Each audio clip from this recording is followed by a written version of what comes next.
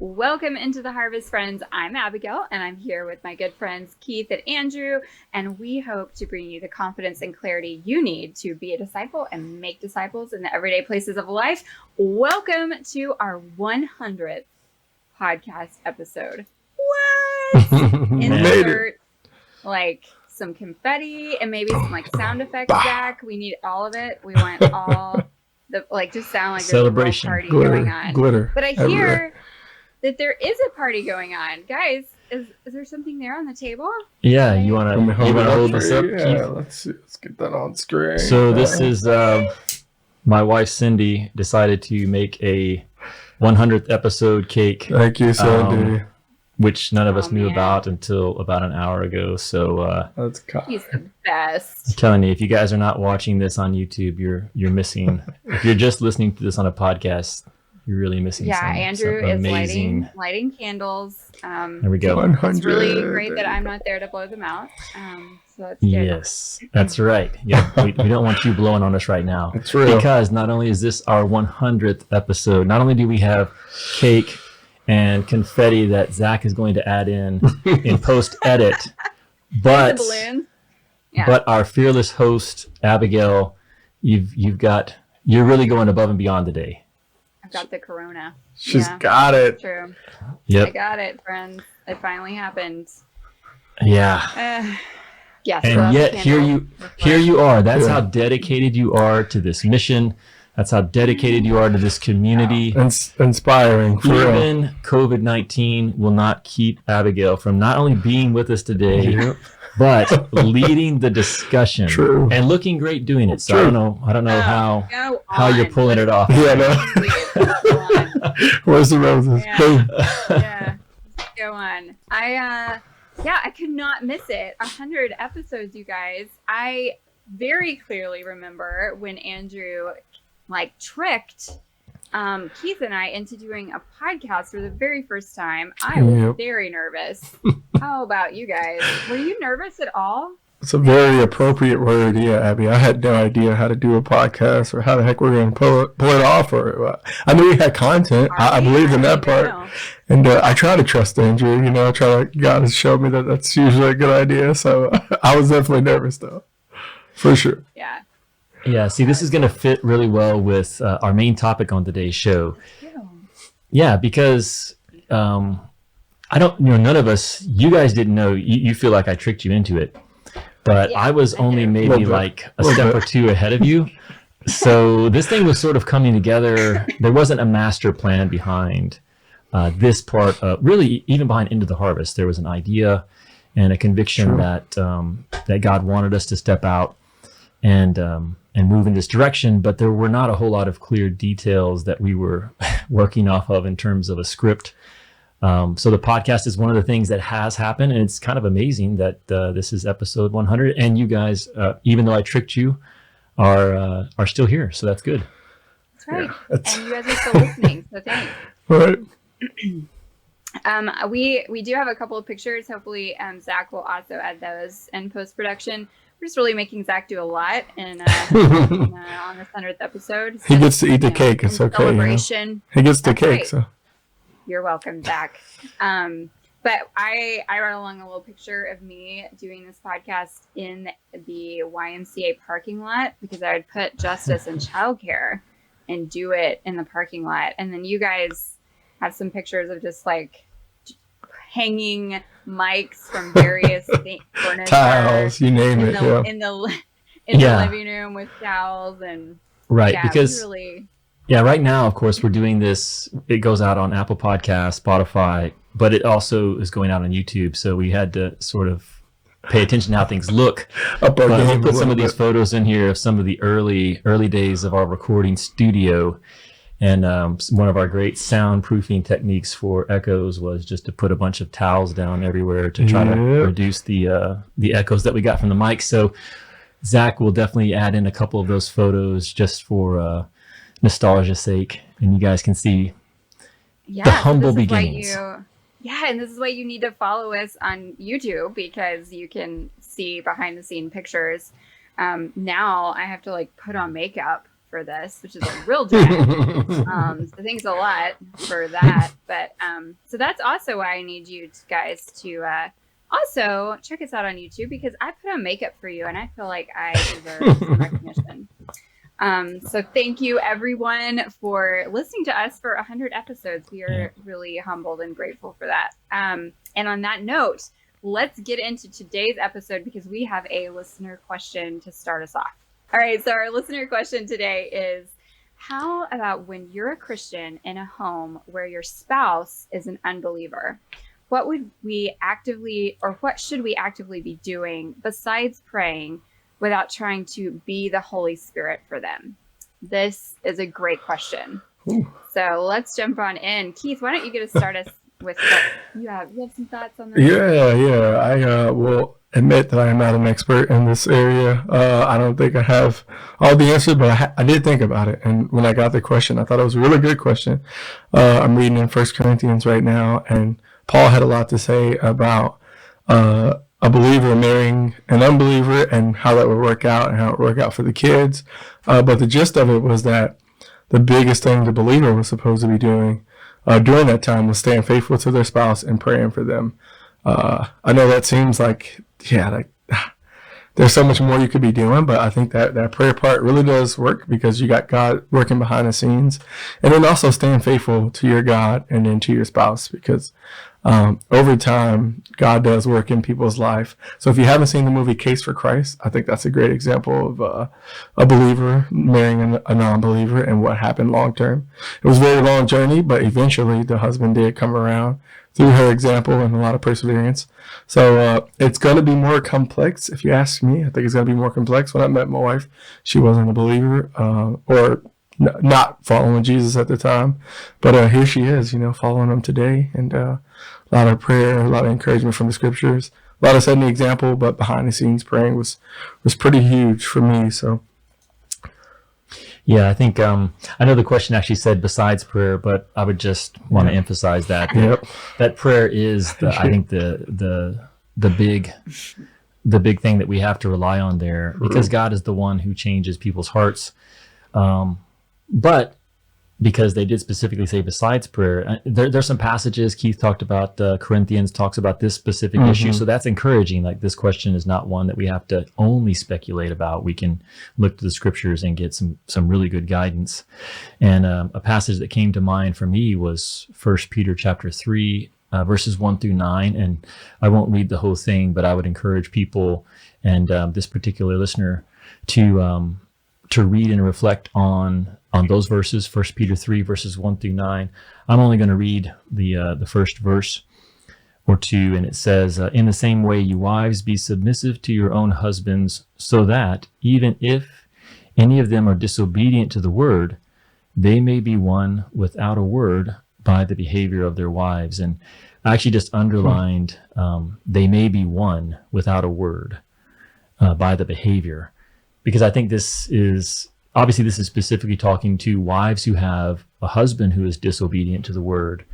But if you are a spouse who's trying to walk in obedience to the Lord, and you have a spouse who is not, then your behavior is really the thing that is in your control. So you can pray for your spouse, and then you can live the life yourself that God is calling you to live, which does not mean it's going to be easy, but you can have faith that example and that your obedience is something that your spouse is going to be influenced by, and that God is going to use to work in your spouse's heart. So, and God wants you to do that anyway. So regardless of how your spouse responds to that, it's kind of a win-win, because it's something that we should be doing, and it's the best way to try to persuade or to win over, which is the language that Peter uses. Because I think what's so easy for us to default to is our words, that we're going to talk our spouse, into obedience or into having faith. But it really is, I think, prayer, and I think it's our behavior. So, and I've kind of seen that in my own life, like Keith, Cindy and I were in different places spiritually, in the early years of our relationship and even in the early year or two of our marriage. And those were really hard times. And yet I do think that what made the difference was prayer and just trying to stay faithful to the person that God had called me to be in this case. And I believe that God honored that and that he was at work in my wife's heart throughout that time. But Abigail, what about you? What are your thoughts on this question? Yeah, I would just so happen to be reading in the Gospels today the parable of the one lost sheep. And I thought it might be just an encouragement to our listeners, and especially because I think anyone who's listening to this podcast is probably in a very missional environment, or they have caught a very missional kind of spirit. And so it can be difficult when your spouse is not like 100% by you in that. And I can't relate personally, but I can only imagine that that's very difficult. And so I was really encouraged today by that parable, because I think we can get very caught up in just all the things we could be doing for Christ, and all the ministry we could be doing and all the things that our family could do. And we can often have a very idealistic picture of what our life as a believer should look like. And if your spouse is not on the same page, that can be very frustrating.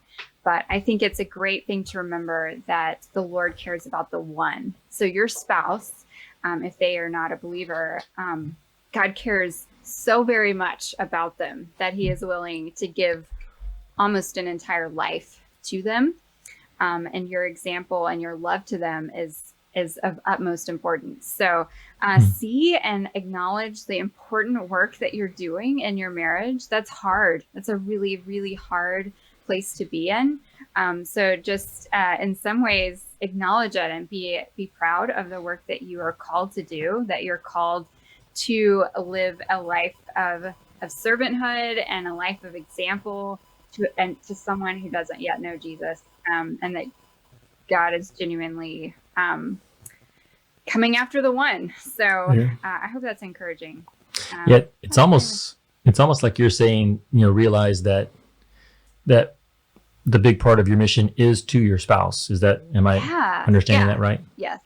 Maybe my COVID brain's not coming. No, I think that was good.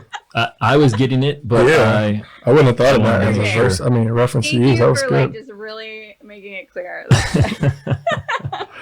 Yeah, I mean, I kind of feel that way. That like you have like your person that. Yes. We talk a lot about relationship networks where you're praying for these people that God's put in your life that aren't believers yet. If your spouse isn't a believer yet, man, you've got one giant person at the top of your list to be praying for and living for.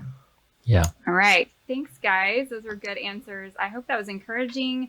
And if you are listening and think, boy, I really want Andrew and Keith and Abigail to answer my question, you can. All you have to do is send your question to info@intotheharvest.org, and we will answer your question on a later show. So go and do that right after you finish listening to the rest of our episode, because today we are talking, I think really it is the perfect topic for our 100th episode. It's what to do when you don't know what to do. I love this topic.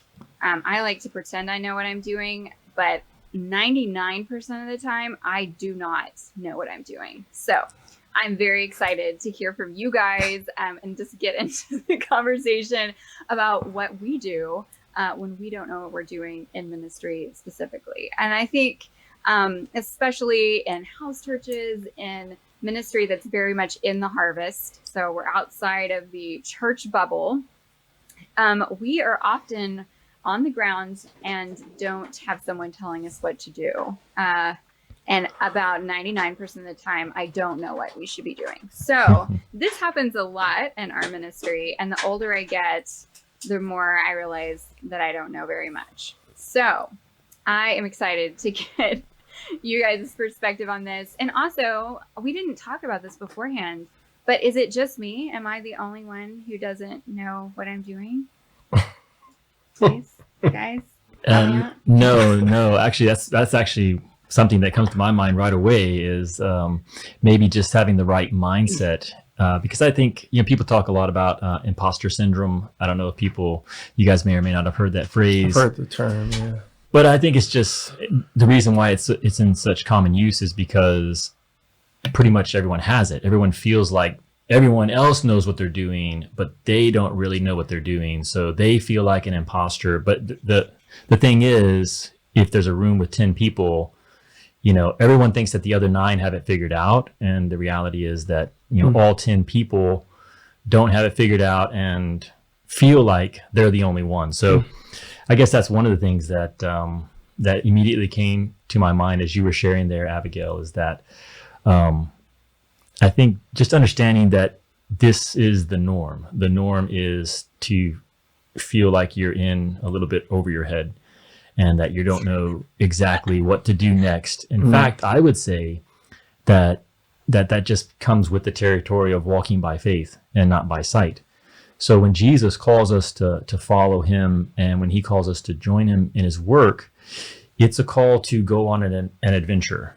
And a true adventure is one that has risks and unknowns and surprises and twists and turns. And really, that's the life of faith, the life of following Jesus, and the life of learning how to help other people follow him. Is going to always feel like we're out of our depth. And so even for us, I think I've been working on the website, and I'm trying to write the history of ITH, just a short paragraph or two. And I was trying to figure out how many combined years in the harvest that we have. I think it's pretty close to 50. I'm doing my part to bring that number up because I'm the old guy here. But the reality is I still feel like, hey, I'm not real sure what the next step is. Like those of you who get my prayer updates know, like that's one of the things I'm asking you to pray for right now is, hey, Cindy and I are in some new territory and we're not sure exactly how it's supposed to look. So yeah, just this is the norm. If you're following Jesus and you're joining him in his work, you're going to feel like you don't necessarily know exactly what the plan is. True. But what about you, Keith? What were your thoughts? Yeah, I agree. I really wanted to be the contrarian here because in the notes it said, I think the older you get, the more you realize what you don't know or how much you don't know and stuff like that. And I was like, I want to be the contrarian on that one because I do feel like so young. And he's got it figured out. No. Well, just because I feel like you're supposed to keep learning. Like I feel like some of those lessons I learned in the past, like thank God I don't have to learn what I learned in my 20s again. Right. It's almost like, man, the further you go in life, the more you want to know, so that you realize like how far you can take it. Because that statement about being like a lifetime learner. Lifetime learner. Yeah, there you go. That's the phrase right there. Yeah, that's what I want to be. Like, of course you want to be that. But at some point you got to learn. Like, you got to build up on what you already have. And the passage that I kept thinking about was in 2 Peter, where he says, "Do all these things to add to your faith." And if you have these qualities and you're increasing in them, then they'll do you well. So yeah, I do want to be increasing, but yeah, no way I have it all figured out. I think that's obvious. So I was really late to the podcast today, guys, and it's one of those things where, like you said, you don't know what to do. You don't know what to do, but you learn over time to rely on God. When Peter and the guys faced this, it says that they learn not to rely on themselves, but on God who raises the dead. So when you get to those vulnerable points and you don't know what to do, that's a great opportunity to tap into power that you don't have. Like, you can really rely on God. So yeah, I want to keep learning from my past as I get older and hopefully hold on to those lessons so I don't have to relearn them and keep learning them. Yeah, I hope that came together all right. No, that was great. And I think it shows you're a good character, that you see the positive in it. I think I have always struggled with being kind of a perfectionist. So if I feel like I don't know what I'm doing, then I'm going to probably not do great. And I'm constantly scoring myself. I just realized this not long ago, just during some house church stuff. It just all kind of compiled all at once. And there was just a lot going on in our ministry. And I was feeling very dejected and discouraged. And I realized that I was grading myself, like that I was like giving myself a full on grade. True. I wasn't passing, by the way. I was, but I realized that like God was like saying to me, you know, Abigail, I don't grade you on like what other people do or even on yourself, thankfully. So I think it's just a good reminder for me.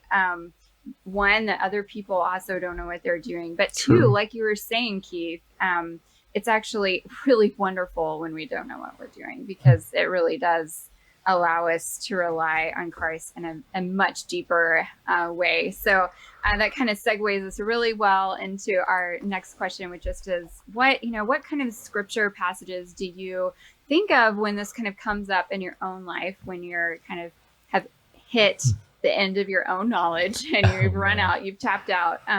What are the kind of the passages that you guys turn to? And we didn't really like pick who was going to go first here. Oh, I've got this one. You got this one, Andrew? Well, Keith, it looked like you were ready too. But... Yeah, we're both ready. Go ahead, bro. You got it. We're all ready. Well, this is one that's actually been encouraging me this year. So it's definitely like very, very easy for me to answer this one. It's out of 2 Chronicles chapter 20.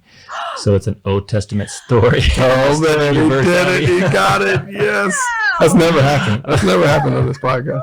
Is this really your verse? Is it 12? Yeah, verse 12. Oh dang. Darn it. Hey, you can take it if you want. Oh my gosh. Verse This is face my off. screensaver. Isn't it great? It's super so encouraging. Biblical Mortal Kombat. Well, go ahead and set All right, set the table for us. Well, I'll set the table, and then you Go can ahead. like bring it home. I'll do the alley-oop. Okay, go ahead. You can slam dunk.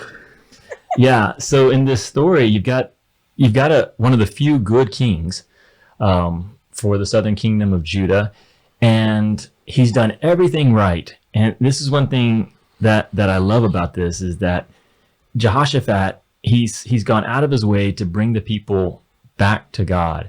And after all these acts of faithfulness, he gets invaded by an overwhelming enemy army. Like there's no way that he's going to be able to meet this invading army and fight them off. And so he's really faced with this crisis, and he's the king. So everyone's looking to him to deal with this invasion that's coming his way.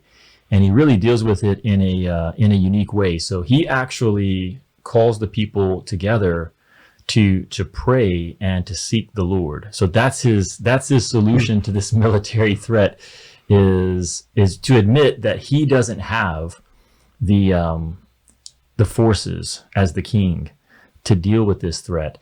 And not only that, but he doesn't even really have a plan other than, hey, let's all come together and seek the Lord. So verse 12 is really kind of the finale of his prayer. And so what is it that you're encouraged by with that verse, Abby? Well, the first half of the verse is good because he just lays out the problem before the Lord. And I think there's just a lot of comfort in that we can just tell God the problem. Like we can tell him about how big the enemy forces are. I kind of see it as complaining a little bit, which is great. I think like it's okay. We can complain a little bit to God of just how big our problem seems. And then he says, we don't know what to do, but our eyes are on you, Lord.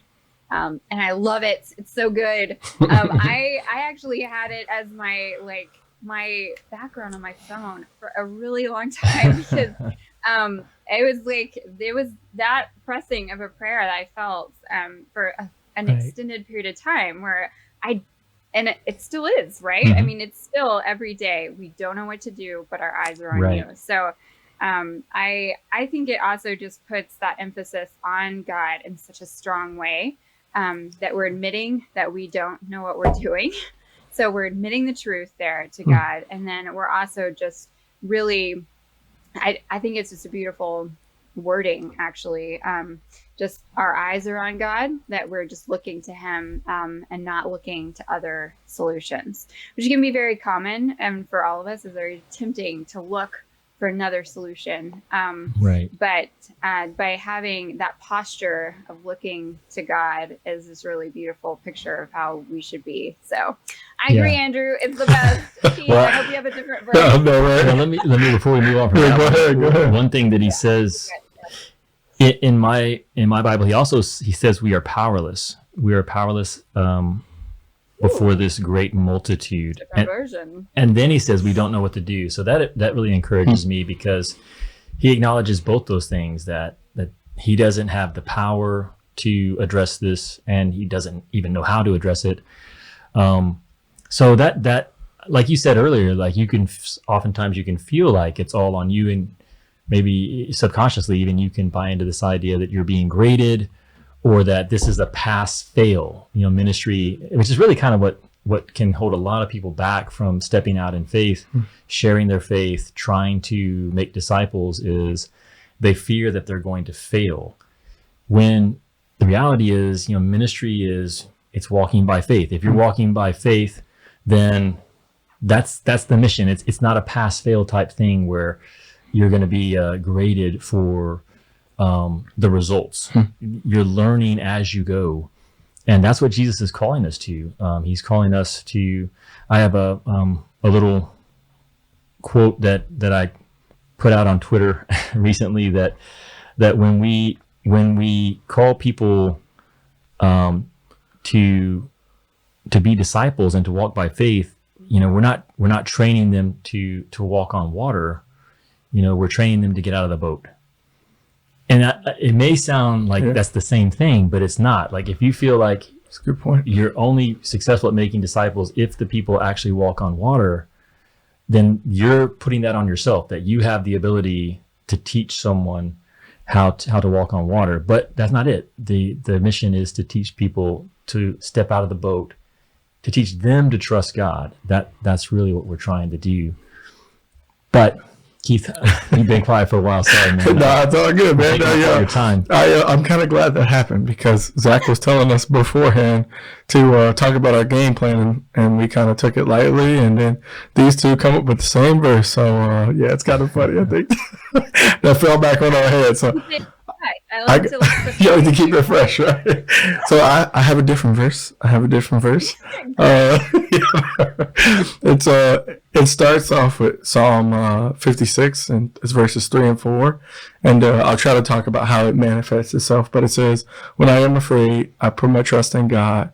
In God I trust, whose word I praise. What can man do to me?" I think that's just such a powerful verse. Like, when you're overwhelmed by your circumstances or by people, or you name it, like, man, you can put your trust in God. So I think that's a go-to. And where I see that like manifesting itself is in 1 Samuel. I probably talked about this on an earlier podcast, but similar to you, Abby, I had this phone on my screen for a long time. Like, I used to always look at that promise, but it was when David was in Ziklag, and his world turned upside down. He couldn't rely on his family. His friends wanted to kill him because they wanted to stone him. And, he was overcome with emotion. It says that he cried until he couldn't cry anymore.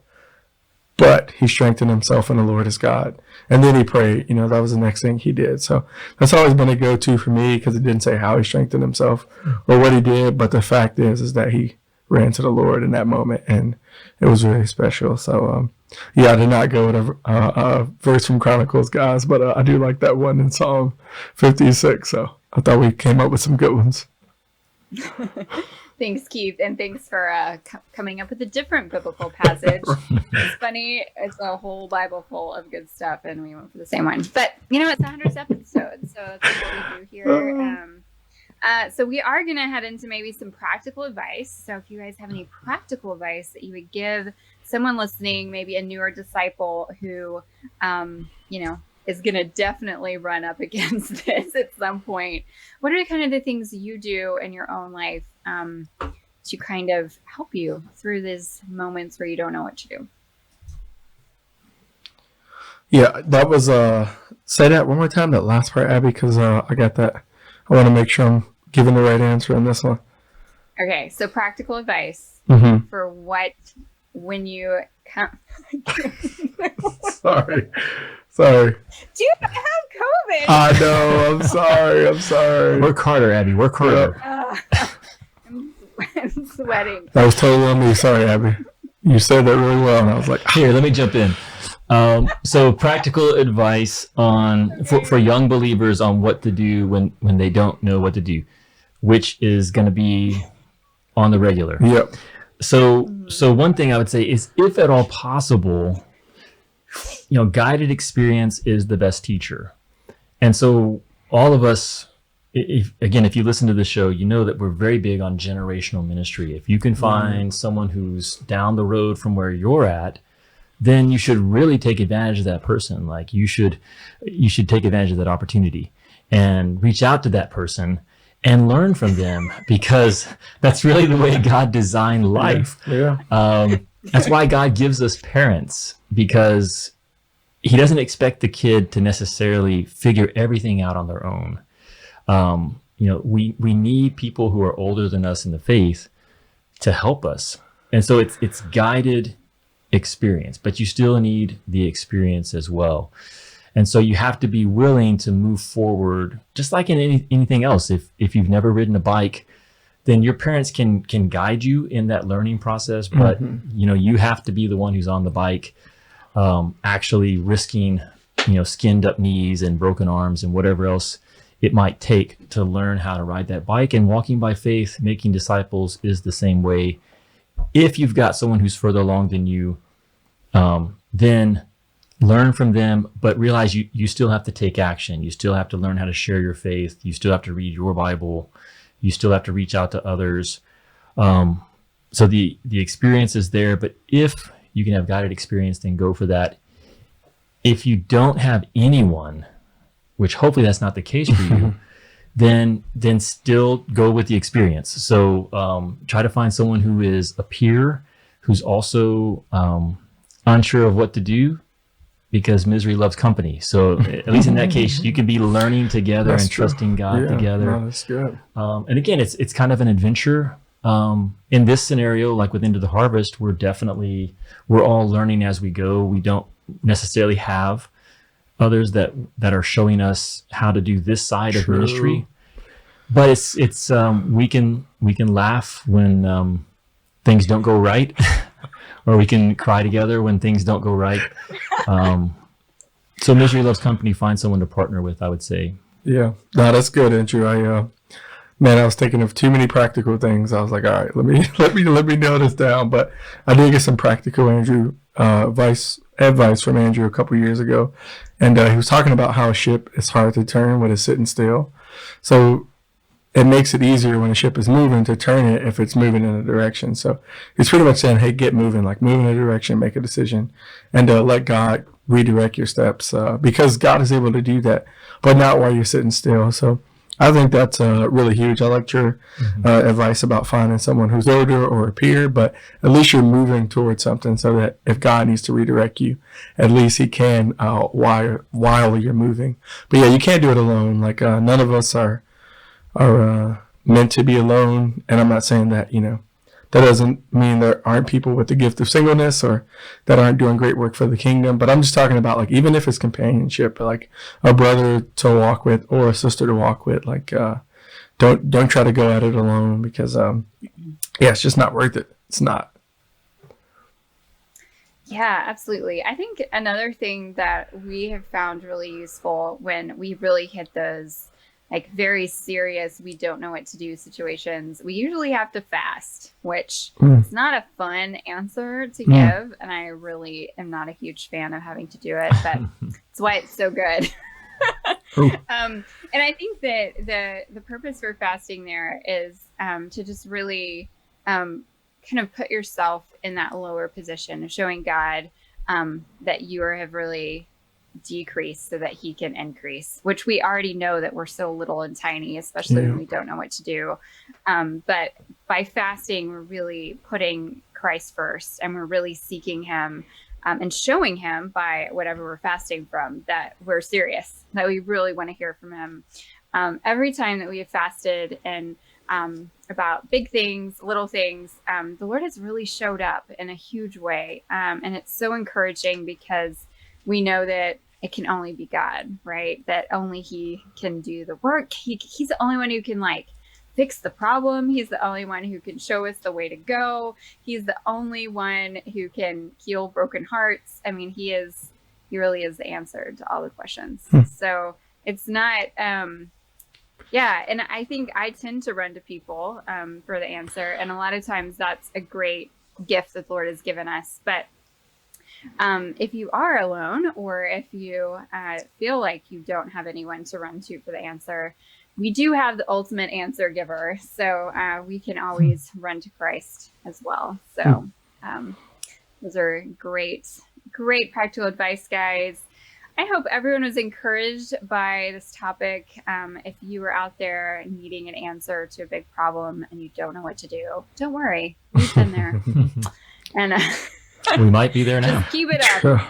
We really might be. We might be. Spoiler alert. We're there.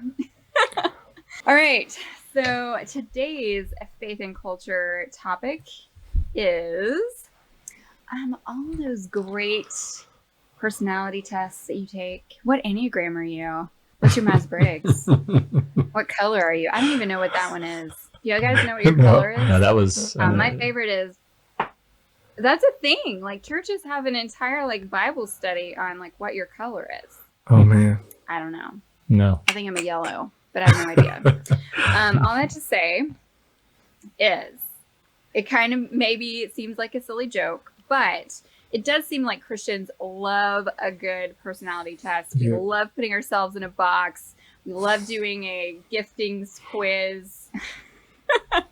So we're going to talk about the good and the bad of this. We're not necessarily saying it's terrible by any means. So we want to cover the good and the bad of this particular Christian cultural phenomenon. We all took an Enneagram test, didn't we, guys? We did. We did, yeah. Yep.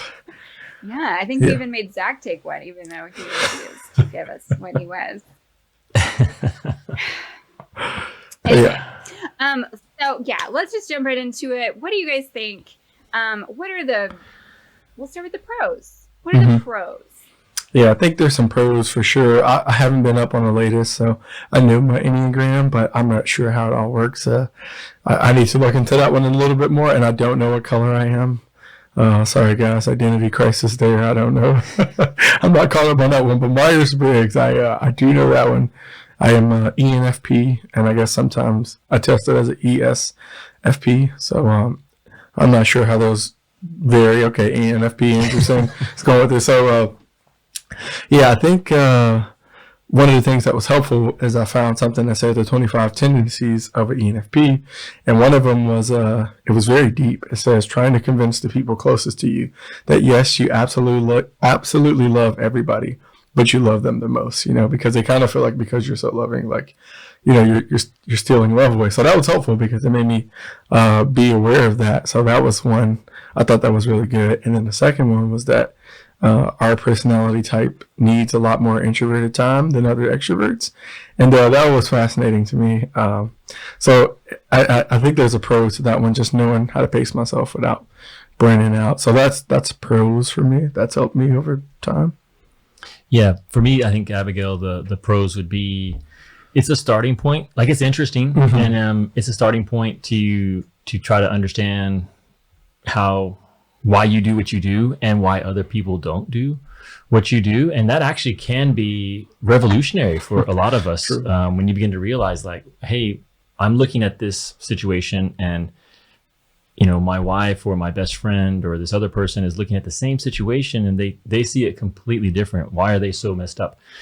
And so it can help you understand that, hey, people are different and how they're different. Yeah. So I do think it's just a great starting point for a conversation about what makes people different.